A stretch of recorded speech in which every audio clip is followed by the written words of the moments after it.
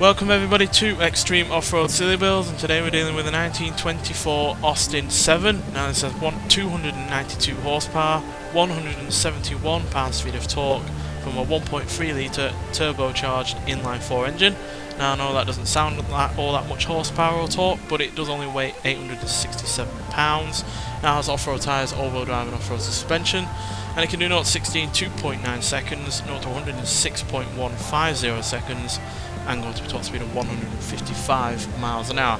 And yeah, this is not only the oldest car that we've had on the series, but also one of the more unsuitable vehicles, as it only had 10 horsepower originally. So yeah, we're going to be putting this car really through its paces, to be honest. So yeah, let's just see what happens. I'm not expecting this to be all that quick, and quite frankly I'll be surprised if it's not at the bottom of the leaderboard, or at least not near the bottom of the leaderboard, because if this is, you know, challenging the top 100 or even the top 50, then I will be surprised. Because yeah, even though we've got wider tyres than we originally have, they're not all that wide at all. They're only about 15 centimetres wide or thereabouts, whereas the original tyres were about 11.5 centimetres wide. So really not all that much in the way of tread for a 300 horsepower car. And even though the suspension has been upgraded to deal with off-road elements, I still suspect that it's somewhat archaic underneath. I imagine it's just been lengthened rather than, you know, actually upgraded properly, because it is quite wobbly still. And I have actually grip rolled this car over onto its side while driving around on normal roads, so yeah, if it doesn't fall over I'll be surprised as well, because it is quite narrow, quite tall, and because it's got so little in the way of weight, it could easily be trucked around. Looks like they're going hugely fast down here, but at least it's decently quick. Certainly quicker than the stock car would ever be. Whoa! See what I mean? We nearly rolled it there. Nearly grip rolled. Not a good idea. One thing this does have over the likes of other unsuitable cars, like say the BMW Setter, is that at least it's got a normal layout in terms of where the wheels are. It's not, you know, got two small wheels at the front and then two tiny wheels at the back that are close together.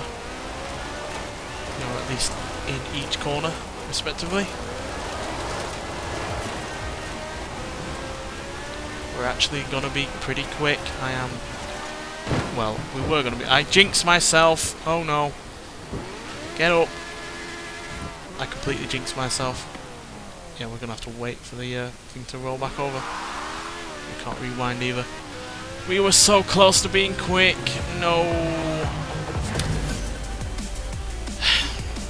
One little accident and that's what happened. So yeah, 2 minutes 22 seconds .035. So that is way down. Not the slowest by any means. It's actually gotten into, despite the rollover, into 160 second place, which is ahead of the Teradyne Gurkha LAPV.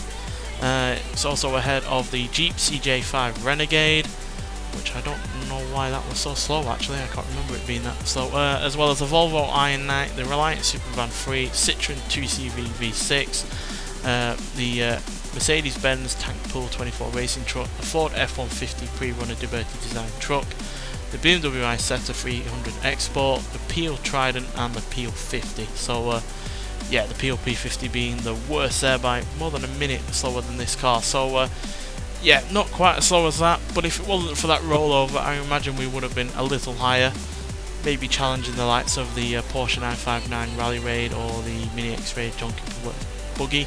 But yeah, that rollover really did cost us a lot of time. But that's just the way it is. We have a decent run for a lot of the time, but then one mistake or one accident, and that just ruins it really. So yeah, can't really be helped. And for all I know, I could do that run several more times and still have that same rollover problem, because yeah, this car does have high rate of suspension, high level suspension, sorry, as well as being really rather narrow, really rather tall, high centre of gravity, and has now far more grip than it ever had originally, while also weighing very little as well, so there's not much to keep it on the ground if it does start to roll over.